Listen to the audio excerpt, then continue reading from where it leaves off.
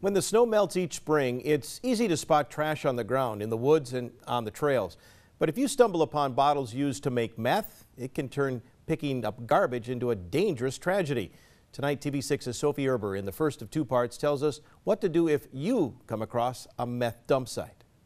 If you find something that you think might be related to meth, like a bottle with the rocks and sludge in it, or a Gatorade bottle with the right residue all inside, just call 911 and tell them who you are and what you found. Marquette County Undersheriff Dan Willey has seen what he calls the meth problem spike and start a slow decline over the past few years. He says recent legislation limiting the amount of pseudoephedrine one can purchase has helped slow the pace of those cooking meth. But that also means small batches made in so-called one-pots during mobile cooks have become more popular. I think there's people off in the woods on back trails and dirt roads that are cooking it and then just dumping on the side of the road or in the woods. They'll stop and buy everything and they start cooking as soon as they get all the ingredients, and they'll just make a loop or whatever to do, and then when they get done with the cooking process and finishing it, once they get their meth, they'll just stop on the side of the road and dump everything out. And if you're out hiking this spring or volunteering to clean up roadside trash, touching certain bottles or containers could mean exposing yourself to toxic chemicals.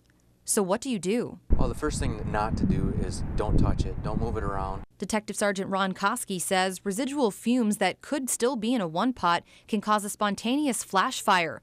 All it takes is a little moisture when you open the bottle. And fire is not the only danger. The HCl generator, the bottle with the tubes coming out of it, if you move that around, you could start producing hydrogen chloride gas, which will cause severe respiratory problems if you happen to inhale some of that. And officers responding to the scene of a meth dump site run the same risk.